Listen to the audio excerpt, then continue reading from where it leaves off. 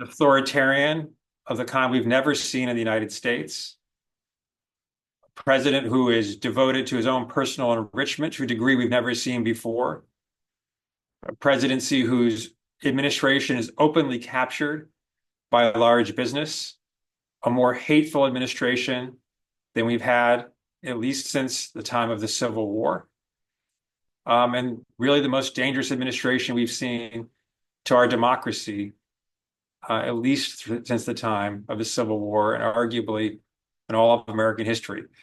We're going to talk a little bit about that, but we're going to talk even more about what we're trying to do at Public Citizen to confront that. Our staff, but all of us together.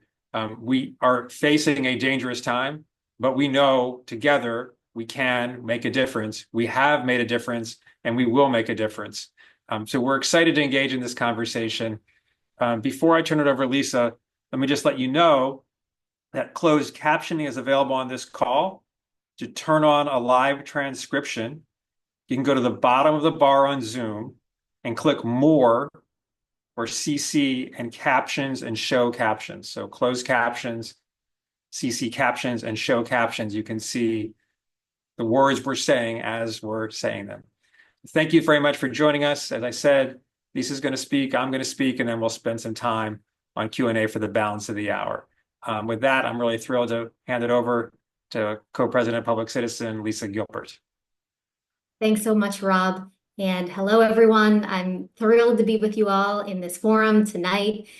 Thousands of people signed up to be with us tonight. And despite the unprecedented times we are in and the real intensity of the moment, it gives me joy to be with our Public Citizen team, talking about the work we are all collectively doing to push back. I want to echo Rob's thanks. I want to thank you all for being here, for your support of Public Citizen, but also for your ongoing work, for your calls to Congress, your discussions in your communities, your letters to the editor, your participation at rallies and events, and all the myriad ways in which you are fighting back with us.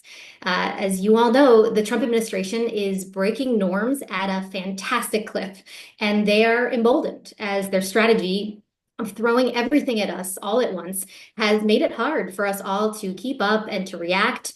It was intended to destabilize, and it worked for a moment. But we have the tools that we need to fight back, and we will. As you all know, we are winning when we challenge the rule of law violations in court, and we will continue to do so. We have proof points from the first term and from this one that show that we are able to triumph when society coalesces against affronts. We can win victories by mobilizing people, by litigating, by pushing companies via shareholder democracy, by exposing grift, and by doing hard-hitting media. And they will continue to lose in the courts and in the court of public opinion. The seeds of negative public reaction are really being planted in the ways that they continuously choose the wealthy instead of dealing with kitchen table issues that regular Americans care about. Consumer confidence is at historic lows, and as they continue to choose corruption over people, we think that trajectory will continue. So I have a lot of hope about our path ahead and our ability to win things.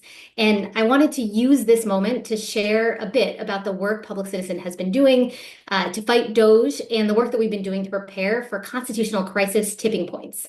After that, I'll hand it back to Rob. He'll dig in deeper on our litigation work, among other things. As you all know, in the only 2 months of the Trump administration, work against DOGE and Elon Musk has become central. DOGE is a major villain. It's the face of the many facets of the administration's conflicts of interest, their corruption, their utter lawlessness, and DOGE has also been enthusiastically embraced by the MAGA Republicans in Congress.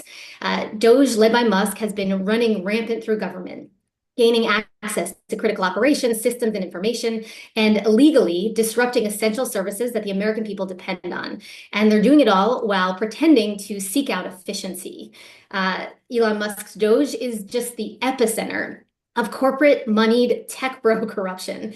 As folks I'm sure know, Musk has massive conflicts of interest, with just 3 of his companies having 11 civil and criminal investigations across 9 agencies.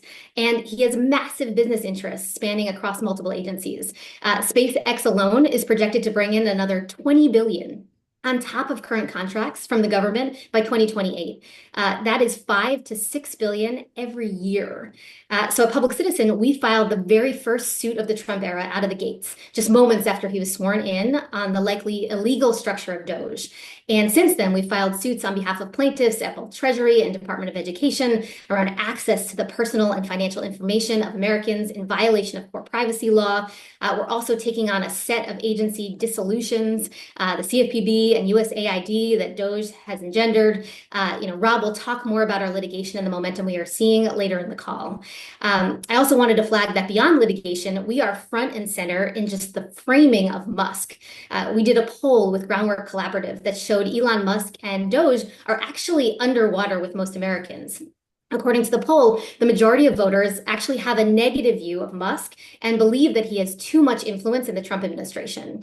A big part of this, 61% said that they are less favorable to DOGE because there are no rules to prevent conflicts of interest by Elon Musk, even though his wealth and business interests are directly affected by the federal government. So we are weaving this messaging into everything we do. I got a chance to brief the Democratic senators on these messages, and we are sharing it far and wide. In addition to showing that DOGE is corrupt and dangerous, we also want to show that we are the ones with the real vision for how to help regular Americans. We don't think DOGE should be claiming the mantle of efficiency. So in order to counter their false claims, we put out a report titled DOGE Delusions, where we charted the progressive path to efficiency. The report identifies a series of policy interventions that would save Americans hundreds of billions of dollars a year. So things like measures to reduce prescription drug prices, which would save us $200 billion annually, or ending privatized Medicare, which could save $100 billion annually, or even modest reductions to the Pentagon budget, which would save us $100 billion every year. So this is a snapshot of our DOGE work. We're going to continue to sue wherever we can. We're going to work to message to frame DOGE on our terms, making clear that Musk is a corrupt actor with obvious conflicts of interest who will personally benefit from what DOGE is doing, and then showing that we are the ones with the plan to improve lives and our government. Before I hand it to Rob, I also wanted to share a bit about our constitutional crisis planning work. So as you all may know, Public Citizen co-chairs a large coalition called the Not Above the Law Coalition. It's made up of over 150 grassroots, good government, national security groups, legal scholars, pundits, academics. And we've all joined forces together to stand up to abuses of power and conflicts of interest and to protect the rule of law. Our group first came together actually early in the first Trump term when FBI Director Jim Comey was fired, which feels almost quaint now. But it was the first moment when we realized the level of norm breaking that Trump is capable of. In the first term, our network was an epicenter of mobilizing work to do things like defend Bob Mueller's investigation or within both impeachments. And then in the Biden era, we worked to ensure ongoing accountability for everyone involved in the insurrection. And obviously, in the lawlessness of Trump's second term, we are more needed than ever. And one place where Not Above the Law is taking a leading role is in preparing for the fight against court defiance. So there are a bunch of pieces to this, including prepping communications work, doing proactive Capitol Hill outreach, reaching out to unlikely allies, corporations and faith leaders, center-right entities, national security players, because we know in a moment of constitutional crisis, we will need a whole of society reaction, and we need infrastructure and buy-in to do that.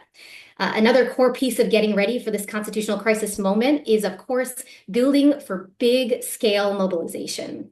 There's a lot to talk about here, but in the interest of time, just wanted to lift up our approach, how we are really thinking about mobilizing around court defiance. So the core strategic backdrop here is that we recognize that, norm breaking right now overall is so high that it means that the context surrounding any defiance we might activate around really matters for deciding whether to mobilize or not.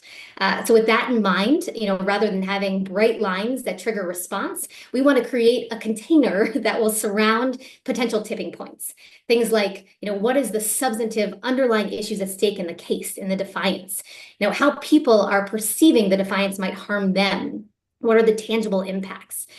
Is Trump failing to comply with an order from a lower court, or was it a final decision of the Supreme Court? Has the administration been acting explicit in its defiance, really open and notorious, or being more passive aggressive in their noncompliance? And then whether the court itself is really determined to enforce compliance or reluctant to bring a confrontation to a head. All of that context is going to be key for deciding if we want to mobilize. And we need to be ready to mobilize by building for that specific moment and also planning for ongoing creative actions and engagements along the way. Because as you all know too well, in lots of ways, we're already in crisis. We've already seen some court defiance. But in other ways, we've yet to hit a critical tipping point. So we need to build capacity now, even as we plan our structure and mobilize around the fronts that we're already experiencing. So with that, I'm going to stop, just reiterate what I said at the top. I am so thrilled to be in this fight with all of you. I'm so inspired by your work and presence with us tonight, and just really actively looking forward to the fight ahead with all of you. Again, I do think that we will continue to win both in the courts and in the court of public opinion.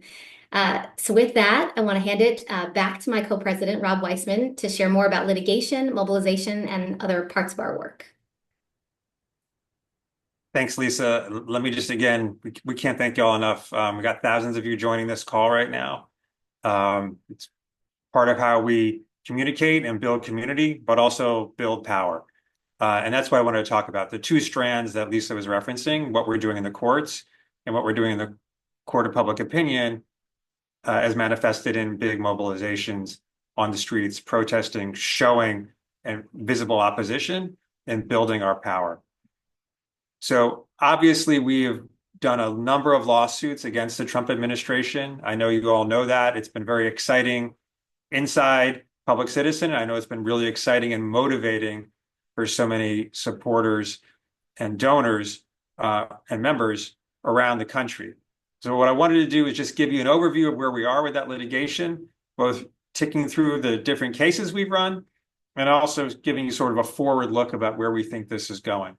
And then I want to talk afterwards about this other strand, which is not the only one, but we don't have time for everything. This other strand of major work for us to confront Trump, how we're organizing people to mobilize in large numbers to oppose the administration.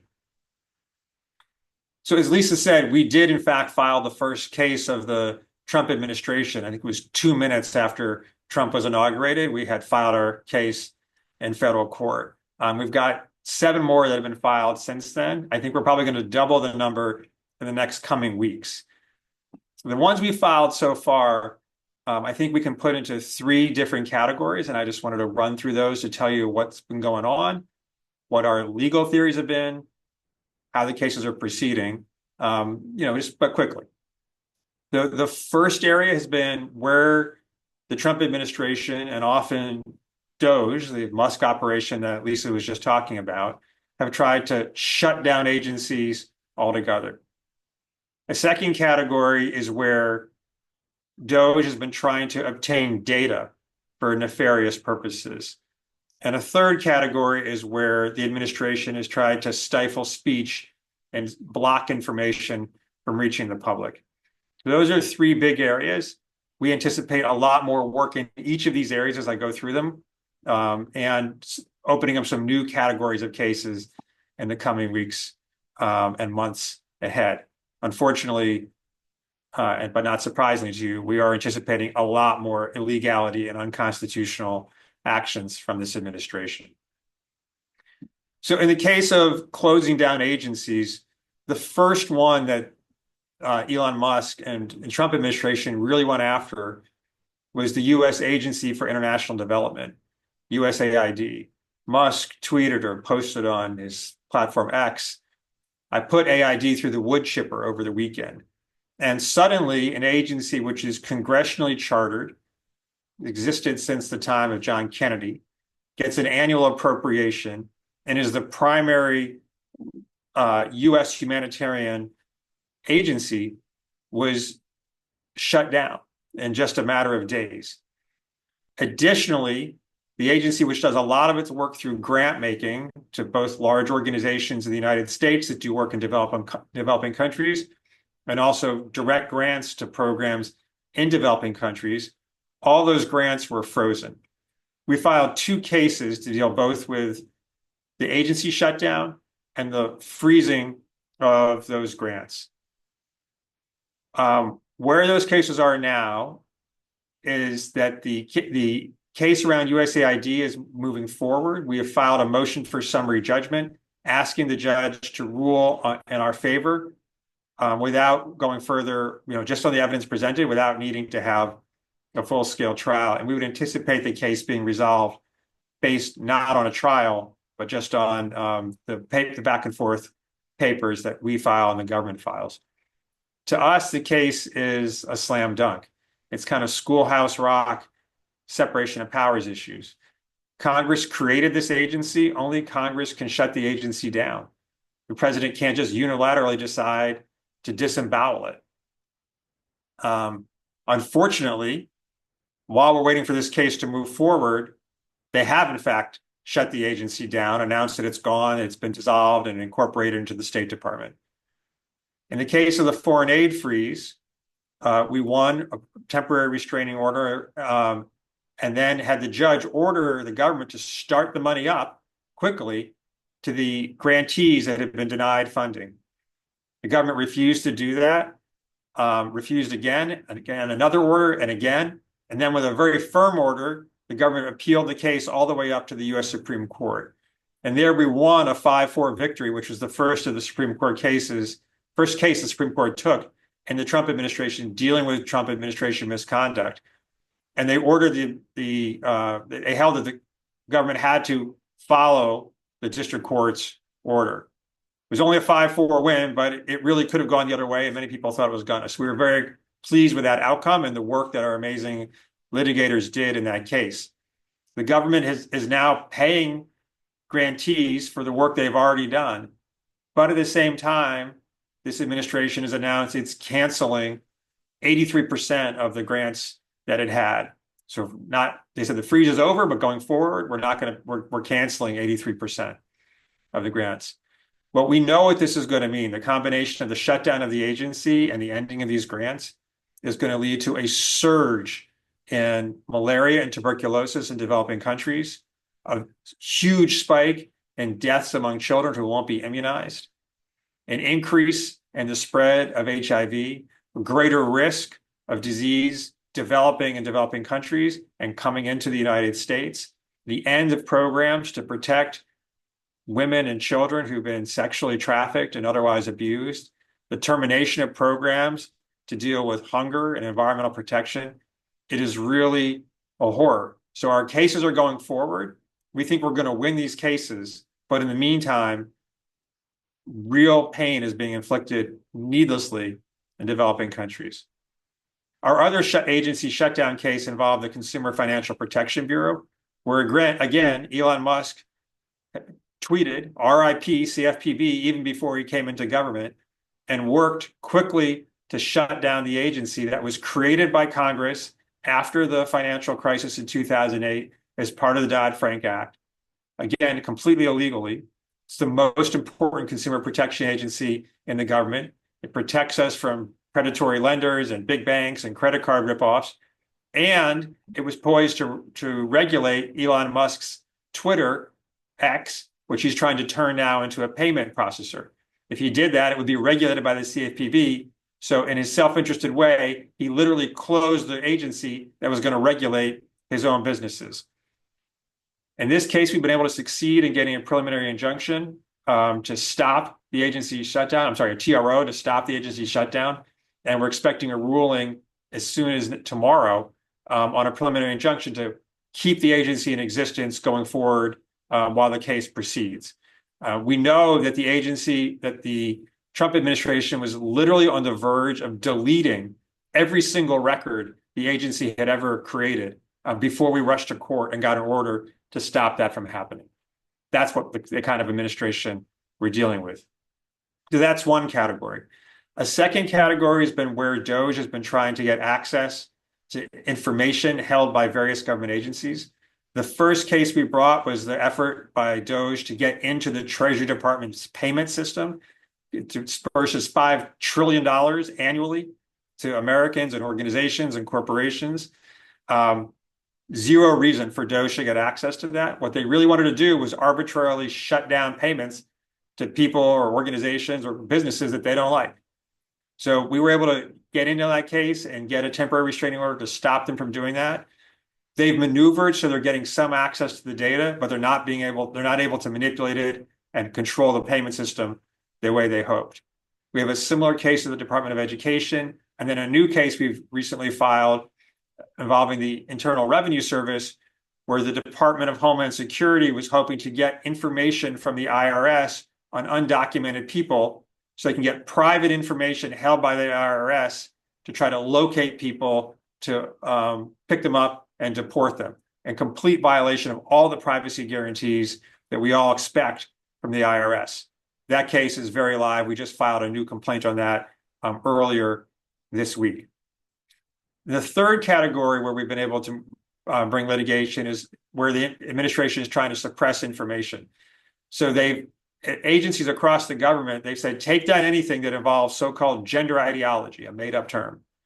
At the Centers for Disease Control, they took down important health information that clinicians and researchers relied on, even if it just contained the word gender. In one instance, they took down a data set involving heart disease in Florida by county, by gender, because it had the word gender in it. So we were able to come up with an innovative theory of why that was illegal, not just wrong, but illegal.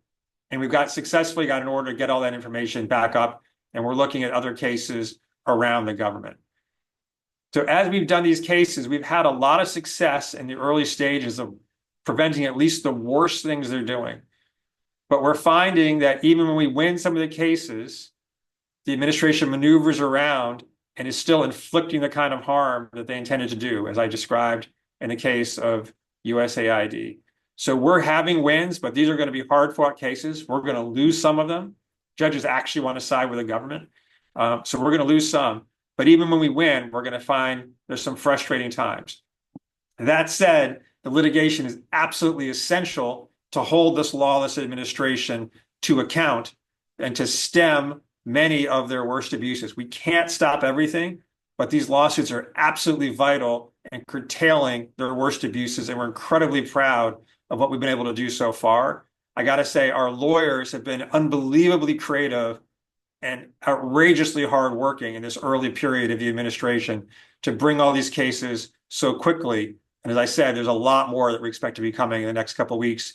And if you're on our email list, which I know most of you are, you'll be hearing a lot from us in the coming days and weeks about these new cases. So quickly, I wanted to also say a word about our work, not in the courts, but in mobilizing people on the streets. In the chat, you've seen this information about a big mobilization that's going to be happening a week from this Saturday, April 5th. It's going to demonstrate wherever you live, there's going to be a protest somewhere near you. So if you click on that link, you can find a demonstration near you. We've been organizing this with many of our great allies, groups like Move On and Indivisible, and big environmental groups and national labor unions, faith groups, community groups all across the country, and many more. I wish it had happened even earlier, but now we've got this first big day of national mobilization, and it's going to be the first, but the first of many. And I can't say how important I think it is for us all to come together like this. I have to say, for us, all of us individually, it's important if it works for us to do this kind of activity. It's so important to join with other people and overcome the sense of isolation and fear and feel the power of solidarity, togetherness, and a shared commitment to values of democracy and justice and legality and decency. And we can feel that viscerally by being together. That itself is really fundamentally important. But beyond the value to us is what we show and how we build power collectively. And there is nothing more important than showing power by turning out on the streets. We have to call our members of Congress and do all that work, attend the town halls, talk to our neighbors, but demonstrating is of singular importance. It shows the degree of resistance. If you're frustrated by what your member of Congress has been doing or not doing, yes, keep calling them, but also they will get more bold when they see that we are being bold. They will get more bold when they see that we are being bold. And we will embolden ourselves in the process. So this kind of mobilizing is a core part of what we're doing. We're really trying to invest more resources, more public citizen resources, and being able to build and organize around the country to build our power that we're going to need to confront this unbelievably authoritarian administration. So that's something that we do all together. Public citizen is a project of all of us together, and that's just a really crucial manifestation for it. All right. That's enough for me for now, just in terms of overview. We got a bunch of questions early on that have been submitted before we got on, and we're eager to get to them. Lisa, let me bounce it back to you. Thanks, Rob. So as Rob said, we asked folks to share questions in advance, and we're really looking forward to responding to your queries and thoughts. Before we move to questions, just a reminder about our Zoom closed captioning feature for anyone who needs it. To turn on live transcriptions, go to the bottom bar on Zoom, click on More, then CC Captions and Show Captions. Okay, jumping right into the questions. The first one came to us from Lori from Las Cruces, New Mexico. She asked, it seems likely that Musk has shared our private info around the world.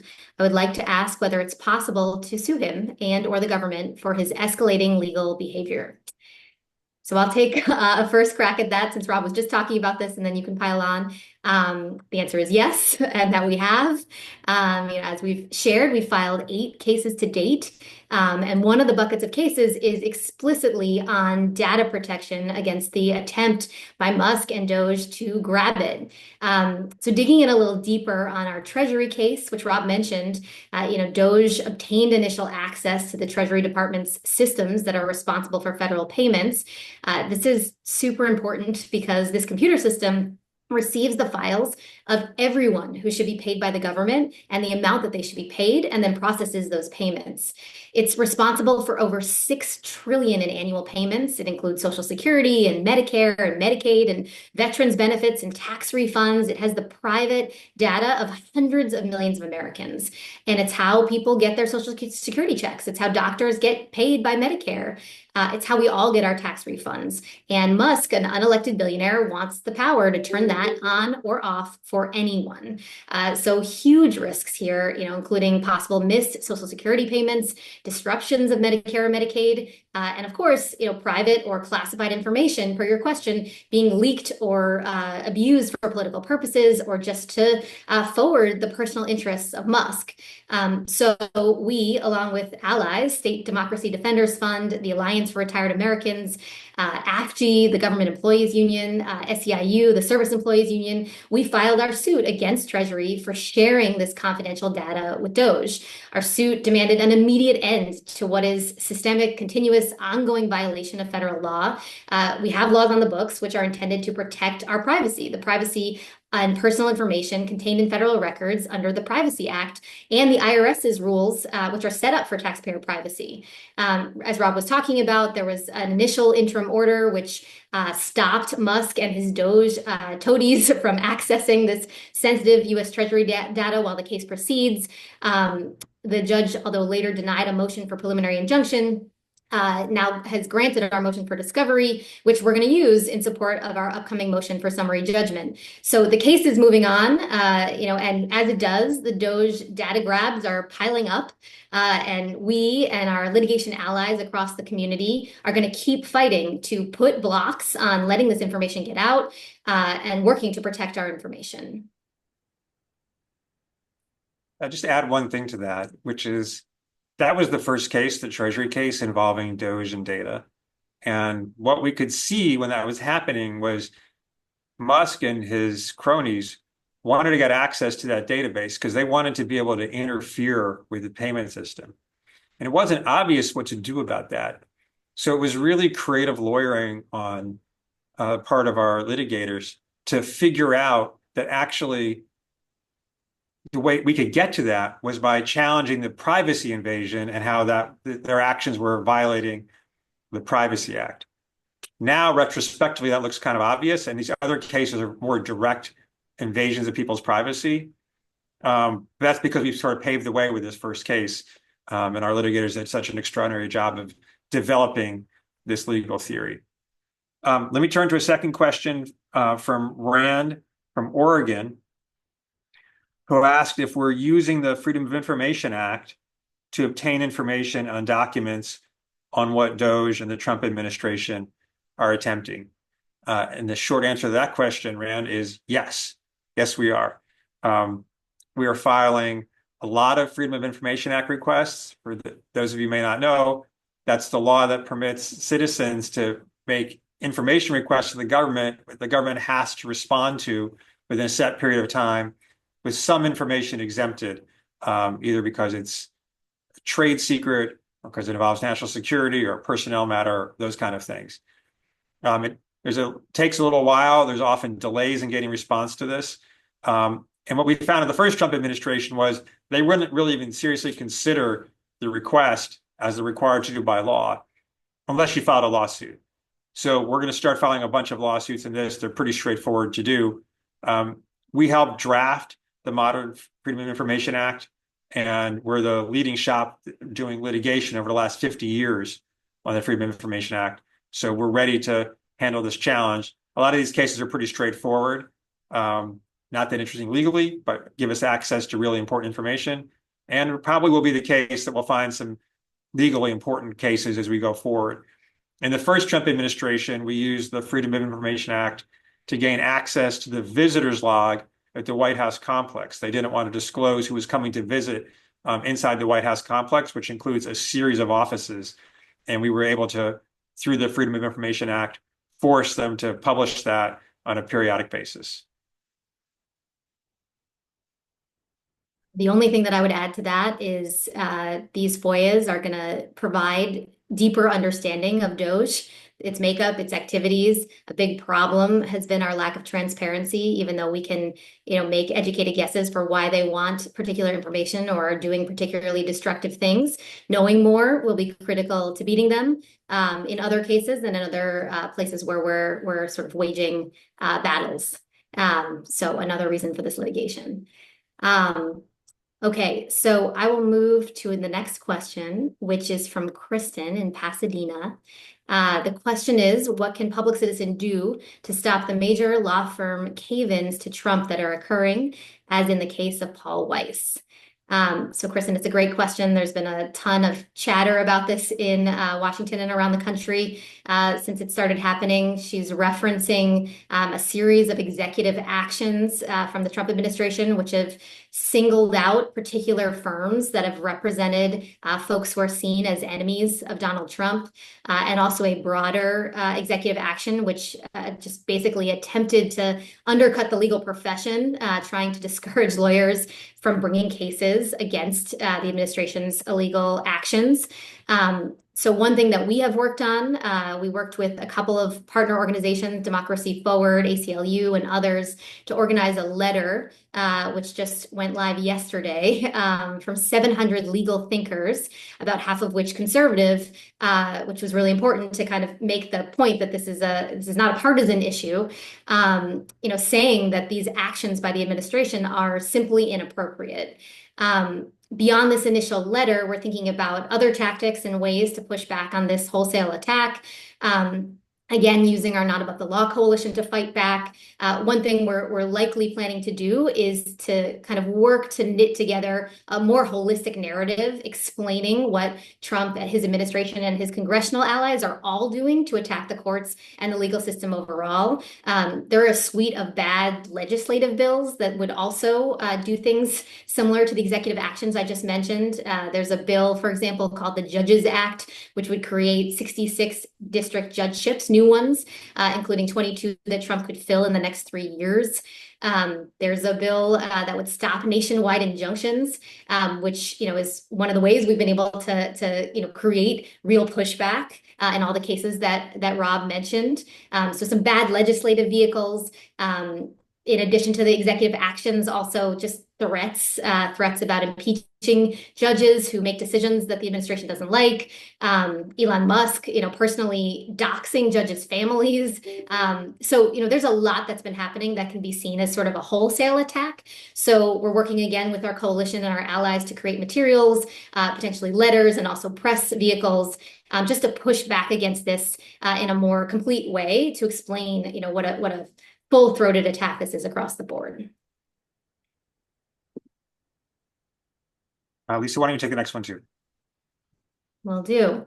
So this is a question that knits together a lot of questions. A lot of you wrote in asking about court defiance. So I'll ask a question that came from John and Sarah from Sonoma, California, to represent this group of many who wrote in.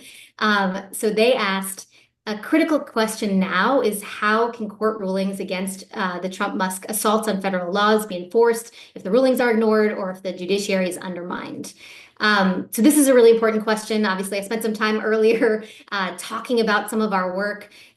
It's important because, we all know that the administration has already been failing to comply with court orders, including ignoring temporary orders to reinstate funding. And flirting with defying the judiciary more broadly, which would prompt, the full-blown constitutional crisis and the mobilizing I was talking about earlier. I'm sure you've also all heard Musk, lambasting judges. He's put out, I think, more than 30 posts since the end of January on X. He called judges corrupt and radical and evil, derided the tyranny of the judiciary. He also reposted, dozens of tweets by others attacking judges. Then J.D. Vance in February said on X that judges aren't allowed to control the executive branch's legitimate power. So this, of course, can be read as a thinly veiled suggestion that Trump defy the courts if they move to block his executive actions. It's been echoed by others in the administration, including the press secretary. When asked if the administration will comply, she said things like, the orders are unconstitutional. You can't have low-level district court judges filing injunctions to usurp the executive power of the president. And then, of course, most recently, we had a tweet from the president last week, which in turn led to a really rare and important rebuke from Justice Roberts. So all of this, again, is painting a picture of an attack on the judiciary that I was talking about in the previous question, and speaks to a need to organize and mobilize at a level that we haven't done before. This needs a reaction across society. It needs, corporations to weigh in. It needs people in our movement to weigh in. It needs faith leaders to weigh in. It needs retired judges to weigh in. It is literally everyone saying that this is unacceptable. So we are looking to lessons from other countries that have dealt with similar authoritarian power grabs. We're doing tabletop exercises to try to game out the different scenarios where we might hit that crisis point. We're preparing every way we can, in addition to building infrastructure and trying to think about what are the trigger moments that will actually bring us to action, full-throated action in the way I'm describing. So lots going on this front, and it's also obviously on everyone's minds, so appreciated getting so many questions on it. Thanks, Lisa. I'm going to go to a question from Christine from California, who asks about equity for women and girls, and if we have any cases regarding gender equity. So I think that the case that we brought, that I mentioned about the information at the CDC, was primarily focused around gender equity issues. There were other sort of magic words that could get information taken down from the CDC website, but it was the overarching theme they had was anything related to so-called manufactured gender ideology. And we're now looking to spread, as I mentioned, to spread that wind to other parts of HHS and other parts of the government. The case that we brought already on the cases we brought on USAID and the foreign aid freeze also have a really important gender equity component. A lot of the programs that AID were funding were focused on women and girls, either women and girls' health, but often women and girls' safety and security. And then also, in many cases, young girls' empowerment, education programs, and figuring out ways to get them to be able to have more autonomy in society. In fact, it's that those elements are part of what I think explains this irrational obsession with shutting down the humanitarian work that AID was doing on a humanitarian basis worldwide. And as I mentioned, I think we've got a number of cases that are going to be moving forward in the next few weeks. And as you see us announce those cases, you'll see that a lot of them also have really fundamental gender components. I just want to add one other piece to this. What I think Musk and Trump, but especially Musk, is doing is above all a mission of destruction. There's a lot of self-interest in what he's doing, but there is really a mindless destructiveness to what he's doing. It's very unsatisfying. I think that's what's going on, but I think it is. Like it's a video game for him. But there is also a particular eagerness to go after government programs that help vulnerable communities. And obviously, the most vicious part of what they're trying to do, and this is Musk, but the administration, and especially Stephen Miller, is go after immigrants, whether they're undocumented or documented, here on visas or living here as citizens. And so we've already got a number of cases going that I referenced on immigrant rights, including this very important case to block the Department of Homeland Security from illegitimately getting information from the IRS that would enable Homeland Security to deport people faster. And you're going to see a number of other cases coming forward from us in the weeks ahead that also deal with immigrant rights, as well as other vulnerable sectors of society. Back to you, Lisa. Thanks, Rob. Moving to a question from Heather in Philadelphia, Pennsylvania. So Public Citizen is in a position to know, why is the American Bar Association doing nothing about the attacks on lawyers and judges? Its paid curriculum seems focused on how to go with the flow. The ABA used to be very influential, including being the main body for recommending candidates for the Supreme Court and lower courts. Well, Heather, they may have heard you because they came out with a statement just yesterday in support of the rule of law and found some courage. I won't read you the whole statement, but, it basically says that, we, the Bar Association, stand together to defend the rule of law and reject the efforts to undermine the courts and the legal profession. They put out there that right in the statement that there are clear choices facing our profession. We can choose to remain silent and allow these acts to continue, or we can stand for the rule of law and the values we hold dear. The statement calls upon the entire profession, including lawyers in private practice, from Main Street to Wall Street, as well as those in corporations and those who serve in elected positions, to speak out. Ending with this comment, which I thought was great. If lawyers do not speak, we'll speak for our judges, who will protect our bedrock of justice. If we do not speak now, when will we speak? Now is the time. That is why we stand together in support of the rule of law. So important. And I think, beyond what the ABA said, since this is not an ad for them, but it was important because it connects to that whole of society reaction that we really need right now. No one can remain silent. Every constituency needs to speak up. It is an escalation, and the more we wait for the perfect moment, the more we'll miss moments to call out affronts that we're seeing right now. So really appreciated seeing this from the ABA. We're reaching out to them and the many others that we need to keep building this reaction we want to see across all of the country. We have a question from Anne in New Mexico asking if there's a way to have a blanket temporary restraining order, TRO, or injunction on Trump and Musk to stop them from gutting federal agencies across the board. Unfortunately, I think the short answer to that is no. But there are a couple of things that are cross-cutting that we're either adjacent to or involved in, or I think we should anticipate going forward. So there is a question, or many questions, about the legitimacy of Elon Musk and his manufactured role inside government. We've obviously never had any person inside government who wasn't the president with the power and influence that he has, let alone that person being the richest person in the history of the world, let alone that person also maintaining on an ongoing basis their ownership and control and CEO status of 6 outside corporations. Nothing like this ever happened.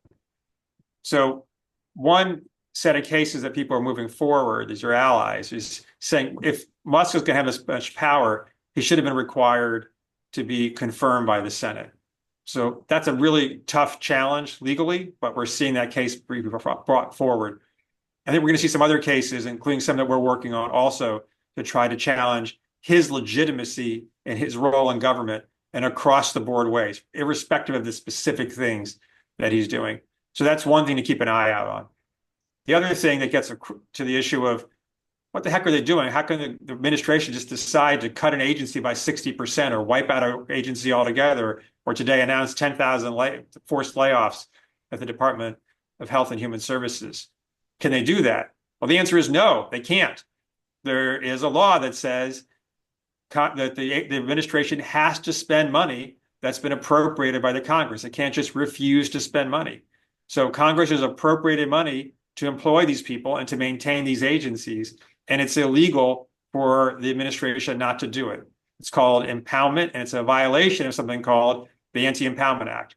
Well, the position of the extremists inside the administration is that that law is unconstitutional. So they want there to be a lawsuit over that. We've got some going, others do too. The issue hasn't quite ripened, but it's a near certainty that case is going to go to the U.S. Supreme Court. And either the court's going to say the law is constitutional, which it is and has been held to be for almost 50 years now, and we're going to be able to stop a lot of what the administration is doing. Or the court is going to invalidate that law on constitutional grounds that will be really extreme and reliant on very extreme theories of presidential power. And we're going to be in a really difficult place for our democracy. That's bubbling up. It's an opportunity to stop this, but a real risk with this court that things are going to go in a negative direction. Thanks for that. I'm going to move to a next question from Dorothy in Belmont, Massachusetts. She asked, what is your vision for the fair and cooperative economy we need in the future that provides security and opportunity for all people, and what is the path to get there? So I love this question. It gives us a chance to talk about our proactive vision a little bit. And I think it's really important to have a proactive vision for our economy, for our work, for where we want to go. We're in this defensive crouch right now, which makes sense. But we know we have a vision for what we want to achieve as a society, what public citizen is fighting for, and it's important to keep talking about it. So when it comes to our economy, what we want are taxes that are equitable, where everyone pays their fair share, where CEOs are not rewarded for risky short-term bets that could destabilize the economy, where socially responsible companies are the norm, where they can take action to improve their corporation on DEI, on climate, and much more, where entitlements are just that, guaranteed entitlements, where our antitrust laws evolve to meet the moment, and we fight corporate concentration because of that, where our healthcare is provided to all, which is an economic issue. So it's hard to say to the second part of this question, a non-electoral answer for how we get there. But I will say something, which is, certainly socializing these ideas is step one. And that's really where you all come in. Conversations with your neighbors, your friends, your circles about these ideas is truly the first move by us all. We're doing the same thing with elected officials. We're talking about these ideas, we're researching their efficacy. But in order to actually move them, we need to get more Americans on the same page. Go ahead, Rob. Well, let me add a little bit to that, and then move to the next series of questions. I think one thing that we're really hoping to do, just very concretely, is we're not quite there yet, maybe a couple months away, is if we can get a breath and level off in terms of what we're dealing with the Trump administration, to be able to reflect on, okay, how do we not just stop what they're doing, but when we have the opportunity, how can we have policies that are much bolder to move forward so that when we get out of the Trump administration, we're not just going back to where we were, but we're catapulting forward. So we did that in a meaningful way in the first Trump administration in the area of our core work on democracy protection. And Lisa was really singularly important in doing this. Around May of 2017, we started meeting with allies, and we held a big meeting, I think in the summer of 2017, where we said, okay, what is it we're going to do when we finally get a chance to not just undo what Trump did, but it meaningfully advance the democracy. And in that moment, we came up with the plans for what became a giant coalition that we shepherd and helm called the Declaration for American Democracy, and for a really omnibus, transformative democracy bill that became the Freedom to Vote Act, the For the People Act, and then later on the Freedom to Vote Act. And we had that bill pass the House of Representatives, and we came just 2 votes short of getting it passed in the U.S., overcoming the filibuster and getting it passed in the U.S. Senate. So we fell just this short. And if we had won, we might not be in this situation. But it was a model for how to do this. And as we look forward right now, here in 2025, we want to do the exact same thing, but not just in the democracy space. We want to go back to that and be even bolder for when we get the chance. But to think in all those different areas that Lisa was talking about, what's the coalitional politics? How do we socialize the ideas? How do we press ourselves to be bolder? And how do we win really transformative change when we get the opportunity? So that's our theory. But we're honest, like we're not going to win that stuff right now. But we're going to have an opportunity in the not distant future. And we have to be ready to do more than just go back to where we were before Trump came in, but to do much that goes beyond that. I want to jump to the next question, and appreciate you all staying with us. We're getting towards the end of our time together. We have a question from Lenny in Maryland about how can we do more than just throw sand in MAGA's gears? And I want to relate that to some other questions that people have asked about a number of issues. Are we partisan and just focusing on Democrats? Are we working with other organizations? What are we doing about mobilizations?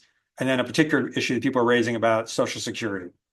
So that's a lot of questions I'm going to try to answer really fast without speaking too fast.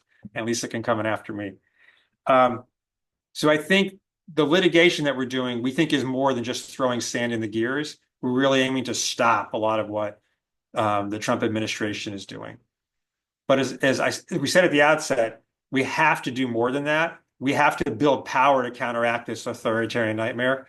And that involves a lot of things. It involves bringing huge numbers of people together, most importantly, in my view, through mobilizations on the street. Other ways too, but especially through that builds our power and launches all kinds of other processes, whether it's electoral or lobbying members of Congress or turning out at town halls.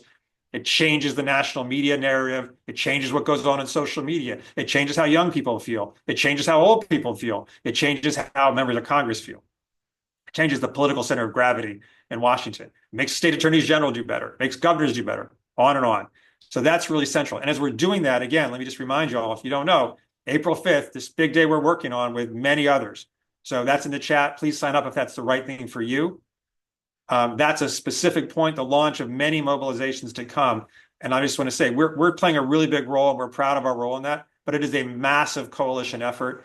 Almost everything we do on the advocacy side involves big coalition work. And this one is going to be the biggest coalition I think probably we've ever dealt with. And we're coalition heavy all the time, but everybody from labor to the environment, civil rights groups, faith-based groups, small business, community organizations, many, many others.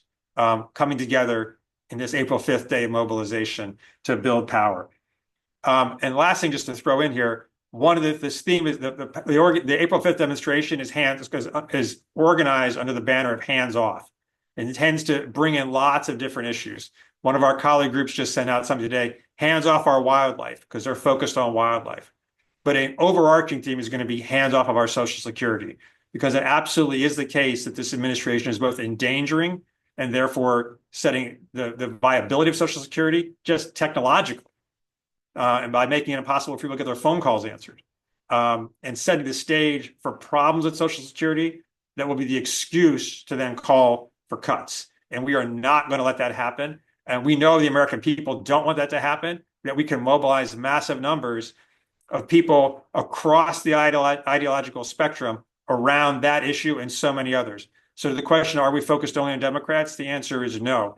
Truthfully, very, very hard to work with Republicans in Congress right now because they're falling in line behind the Trump administration almost without fail. But we are nonpartisan, and we will work with anyone who will ally with us to do the right thing on one thing, not everything, the specific thing. But on these big issues of cutting Medicaid, cutting Medicare, cutting Social Security, not respecting veterans, denying them health care, dealing with drug pricing, on, those are across the board issues. And we know we have massive majorities with us, and we're going to mobilize them to take on this authoritarian regime. We're just about out of time. But Lisa, do you want to build on that or throw in anything more? Yeah. Well, sorry that we did not get to every question here today, but just want to appreciate all of you. I think doubling down on some of what Rob was just saying. Our ethos around building coalitions is incredibly strong, and the types of fights we have ahead of us, it's not only because we think it's the right thing to do to work in partnership with other types of organizations, we think it's the only way to win. The level of authoritarian attack that we're seeing is so extreme that, we have to band together in ways that are different than anything we've ever done before. So I think the moment calls for it. And I also think that the tactics we're doing are inspiring people to band together more and more. The litigation, we've talked about it a lot today. And we are winning, which is huge in this moment where it feels like it's hard to win. And that in and of itself is inspiring and will help us build this bigger coalition that we need for mobilizing, for media, for calling out the conflicts of interest that we're seeing. All of it pulls together into the cohesive, complete campaign that we need. But I think winning begets winning. I think the fact that we're able to succeed in some places will help us succeed in others. The court of public opinion is probably going to end up being the most important thing here at the end of the day. And the more people understand and see how, the Trump administration is choosing the wealthy and the well-connected, choosing people like Elon Musk, choosing corporate interests instead of regular people, the more that's understood through battles where they put, Medicaid against tax cuts for the rich. Those are fights that people can understand, and we'll be talking about that and using it to galvanize and band together in bigger and bigger circles. So I'm just so thrilled to be in this fight with all of you. I'm inspired, even though it's hard the moment we're in. I'm inspired by working together, and just by how many of you came tonight to be with us to talk about it. And I'm just really actively hopeful and looking forward to doing this with all of you in the months and years ahead. Rob, I'll hand it back to you to close us out. Thanks, Lisa. And thanks to all of you. The work that we do, you should feel is the work that we do, that all of us do. Public citizen work is the work of all of us. And we, Lisa and I, know that our work makes a huge difference. We see it all the time. And I think we try to reflect that back to you, but we want to make sure that you feel ownership of those achievements. There is no point in pretending that we're not facing a uniquely dangerous moment in American history. We've landed in this space. But like Lisa was saying, we don't have any doubt about our ability collectively to make a huge difference, to stem these abuses, to turn back from people who say that empathy is a problem, to build a movement that both resists oligarchy and authoritarianism, but embraces solidarity and love and community and mutual support. We think we do that through this project, Public Citizen. We appreciate you joining us right now so much.